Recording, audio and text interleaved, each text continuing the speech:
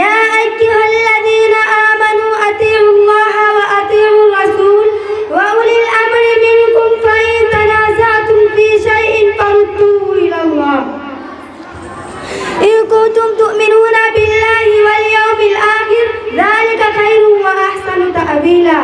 إخواني البررة، رئيس الاحتفال الموقر وزملائي في الدروس، إني في لهف واشتياق شديد إلى أن أتحدث بين أيديكم حول موضوع سيرة النبي المصطفى صلى الله عليه وسلم في أسلوب جيد وعبارات مختصرة.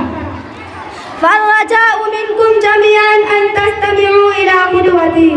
إخواني وإخوتي في الله، إن النبي محمد صلى الله عليه وسلم ابتعثه الله القادر المقتدر إلى العالم بأسره لهدف أن ينجي الناس المغضوب عليهم والضالين من الطريق المستقيم ويهديهم إلى دين الرحمة الدين الحنيف. والنبي الكريم صلى الله عليه وسلم هو أفضل الرسل والأنبياء عليهم ألف تحية وسلام.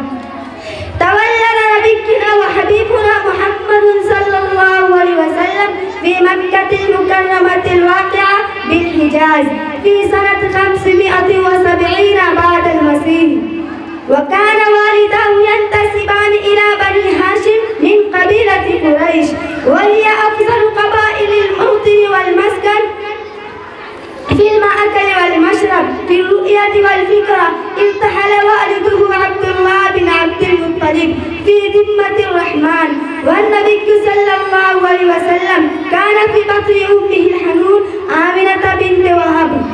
وعندما بلغ النبي صلى الله عليه وسلم 6 من عمره انتقلت أمه أيضا إلى رحمة الله، فقام عبد المطلب بن هاشم جده بكفالة النبي صلى الله عليه وسلم.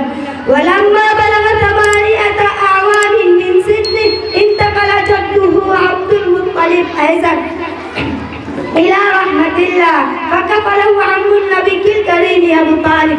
إن الرسول الأعظم اشتغل بالرعيل حينما كان شابا قويا، وعندما بلغ 25 سنة من عمره تزوج بامرأة شهيرة في التجارة والمال السيدة خديجة بنت خويلد رضي الله تعالى عنها وأرضاها الذل. وكان النبي صلى الله عليه وسلم يتعبد ربه في غار حراء خارج مكة من كل عام شهرا كاملا.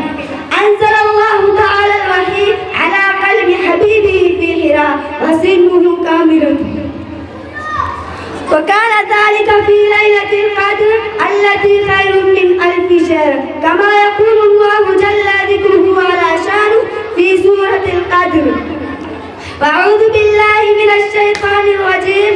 إنا أنزلناه في ليلة القدر وما أدراك ما ليلة القدر. ليلة القدر خير من 1000 شهر. بعد هذا الوحي الرباني من الله تعالى بدأ النبي الكريم صلى الله عليه وسلم أن يدعو قريشا إلى دين الحق دين الإسلام، واستمر في دعوته أكثر من 10 أعوام حينما كثر أذى الفجار والكفار واشتد تعذيبهم. هجر النبي صلى الله عليه وسلم مع من نحى نحوه من الصحابة القلام إلى أرض المدينة المقدسة. هذه الهجرة صارت وحيدا انتشر الإسلام في شبه الجزيرة العربية وفي الربع المذكور كله، وانتقل الإسلام إلينا كابرا عن كابر. فهذه نعمة الإسلام التي وصلت إلينا فنشكرها ولا نكفر. أكتفي بهذه الكلمات الوجيزة. السلام